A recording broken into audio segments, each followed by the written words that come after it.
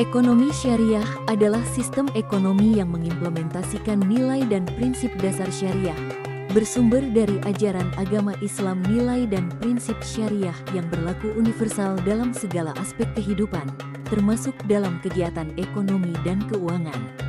Secara umum, ilmu ekonomi mengajarkan tentang bagaimana usaha manusia memenuhi kebutuhan yang relatif terbatas, dan bagaimana dapat memenuhi keinginannya yang tidak terbatas dengan sumber daya yang terbatas. Ekonomi mengajarkan bagaimana manusia memilih dan menentukan barang-barang yang akan dibeli dengan pendapatan yang dimiliki. Ekonomi juga mengajarkan bagaimana manusia mengalokasikan waktu, tenaga, dan modal dengan jumlah tertentu untuk meraih keuntungan yang maksimum.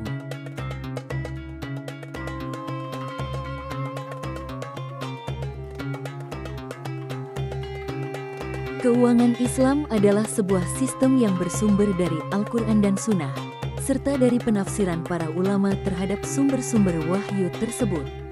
Dalam berbagai bentuknya, struktur keuangan Islam telah menjadi sebuah peradaban yang tidak berubah selama 14 abad.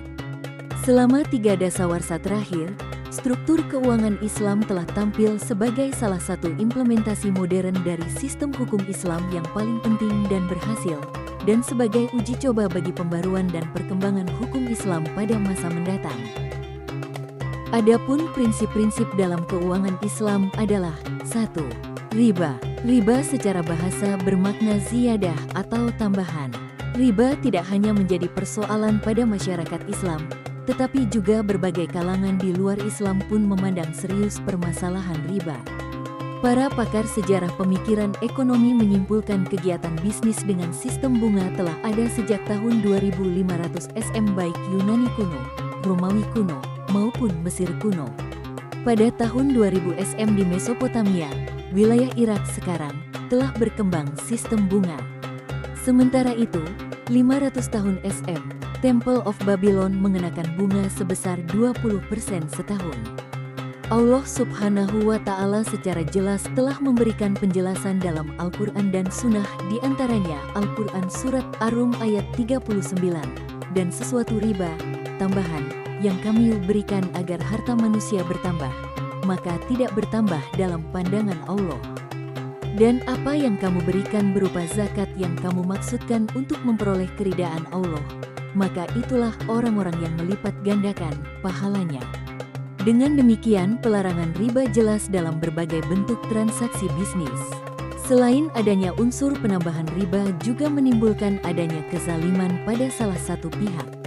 Aktivitas riba juga akan membuat orang hidup malas dengan asumsi tanpa bekerja keras seseorang akan memperoleh return yang bersifat pasti.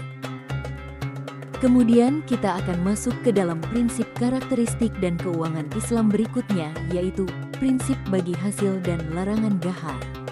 Apa yang dimaksud dengan prinsip bagi hasil? Ini adalah salah satu landasan utama dalam perbankan syariah, di mana keuntungan atau kerugian dari sebuah usaha dibagi secara proporsional antara pihak-pihak yang terlibat. Berikut adalah 2 jenis kontrak bagi hasil.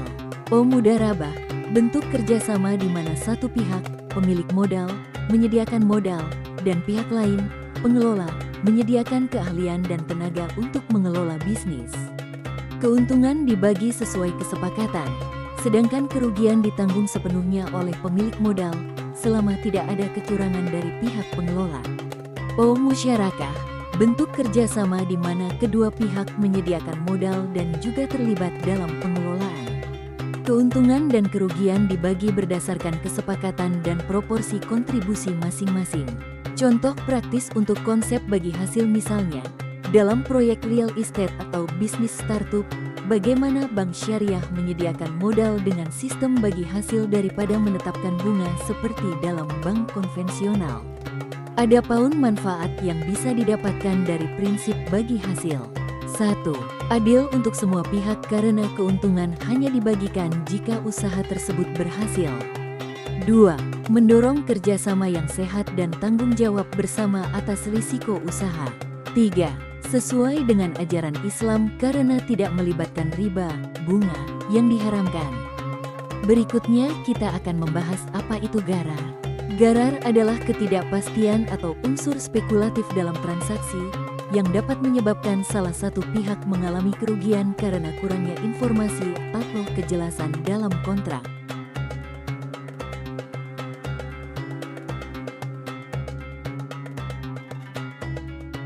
Contoh bentuk garar, diantaranya 1. Ketidakjelasan dalam kontrak, transaksi di mana informasi penting, seperti harga, jumlah, atau kualitas barang, jasa, tidak jelas atau tidak pasti. 2. Spekulasi berlebihan, termasuk dalam transaksi yang sangat spekulatif, seperti perjudian atau perdagangan yang bersifat untung-untungan tanpa dasar jelas. 3. Kontrak yang tidak jelas akadnya, misalnya menjual barang yang belum dimiliki atau yang belum jelas ketersediaannya.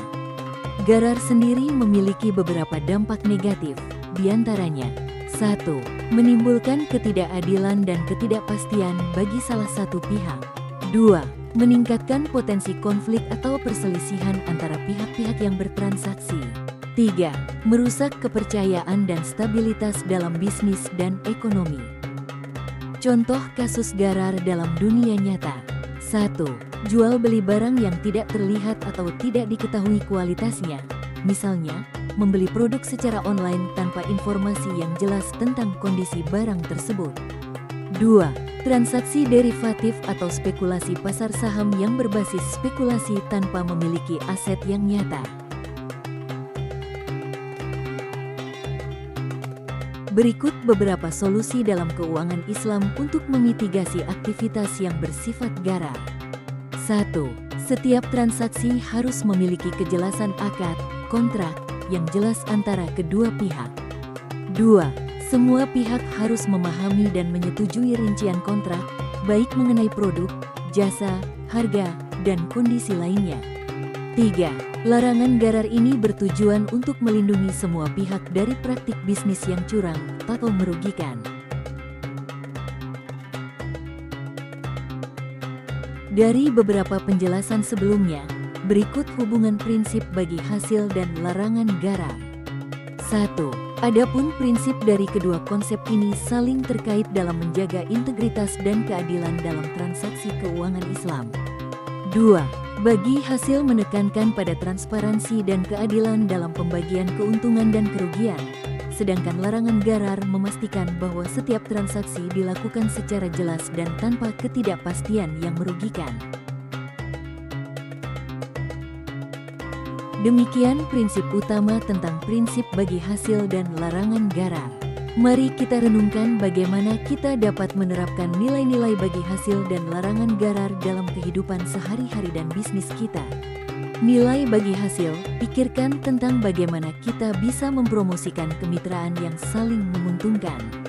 Dalam bisnis, Anda bisa mengadopsi model bagi hasil, di mana keuntungan dibagi secara adil antara semua pihak yang terlibat. Ini tidak hanya mendorong kolaborasi, tetapi juga menciptakan rasa tanggung jawab bersama. Misalnya, jika Anda berinvestasi dalam usaha kecil, pertimbangkan untuk berbagi risiko dan hasil dengan pemilik usaha tersebut. Larangan garar, atau ketidakpastian seringkali muncul dalam transaksi yang tidak jelas. Untuk menghindarinya, penting untuk selalu transparan dalam setiap kesepakatan. Pastikan semua pihak memahami syarat dan ketentuan yang berlaku. Dalam kehidupan sehari-hari, ini bisa berarti menghindari janji yang tidak pasti dan selalu berkomunikasi dengan jelas, baik dalam urusan keuangan maupun hubungan pribadi. Dengan menerapkan prinsip-prinsip ini, kita dapat menciptakan lingkungan yang lebih adil dan terpercaya, baik dalam bisnis maupun dalam kehidupan sehari-hari. Mari kita bersama-sama berkomitmen untuk menjunjung tinggi nilai-nilai ini dan mewujudkan perubahan positif dalam komunitas kita. Sekarang mari kita lanjut ke karakteristik dan sistem keuangan Islam berikutnya. Berikutnya kita masuk pada karakteristik keuangan Islam berupa investasi halal dan zakat. Apa yang dimaksud investasi dalam pandangan Islam? Investasi menurut pandangan Islam merupakan penanaman dana atau penyertaan modal untuk suatu bidang usaha tertentu yang kegiatan usahanya tidak bertentangan dengan syariat Islam, baik objeknya maupun prosesnya. Ketika usaha tersebut ada pelanggaran syariatnya maka dilarang. Contohnya kita melakukan investasi dengan menjual minuman keras, daging babi, atau transaksi narkoba maka investasi tersebut dilarang dalam Islam. Contoh berikutnya, seseorang jual beli rumah dengan cara riba. Sekalipun barang yang ditransaksikan tersebut halal tetapi jika dalam prosesnya didapati pelanggaran syariat Islam maka hal itu dilarang. Syariat Islam telah melarang kita untuk bertransaksi riba, seperti yang difirmankan Allah Subhanahu wa Ta'ala di dalam Al-Quran Surat Al-Baqarah ayat 275, yang berbunyi,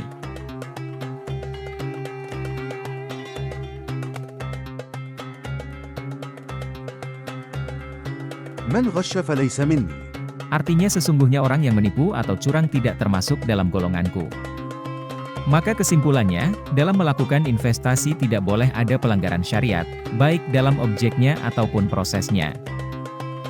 Pada prinsipnya semua muamalah dalam Islam diperbolehkan sampai datangnya dalil yang mengharamkannya. Sehingga, semua larangan dalam bermuamalah sudah ada dalilnya di dalam Al-Quran dan hadits Nabi Muhammad SAW.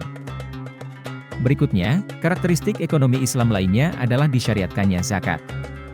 Allah Subhanahu wa Ta'ala berfirman, وَأَقِيمُوا الصَّلَاةَ وَآتُوا الزَّكَاةَ وَارْكَعُوا مَعَ الرَّاكِعِينَ. Yang artinya dan dirikanlah sholat, tunaikanlah zakat, dan rukulah bersama orang-orang yang ruku. Zakat disyariatkan hanya untuk orang yang mampu dan bagi orang yang hartanya sudah mencapai haul dan nisab. Haul merupakan usia kepemilikan harta tersebut sudah 1 tahun. Sedangkan nisab adalah batas minimal jumlah harta untuk dikeluarkan zakatnya, di mana setiap jenis harta berbeda-beda batasan nisabnya, seperti emas, nisabnya 85 gram. Perak, nisabnya 595 gram. Hasil pertanian, nisabnya 720 kg. Dan lain-lain. Haul dan nisab merupakan suatu kesatuan. Jika seseorang memiliki harta, lalu sudah mencapai genap 1 tahun, tetapi belum mencapai nisabnya maka orang tersebut tidak diwajibkan zakat. Begitupun sebaliknya, jika seseorang memiliki harta sudah mencapai nisab dari harta tersebut, tetapi baru 6 bulan misalnya maka orang tersebut tidak diwajibkan mengeluarkan zakatnya.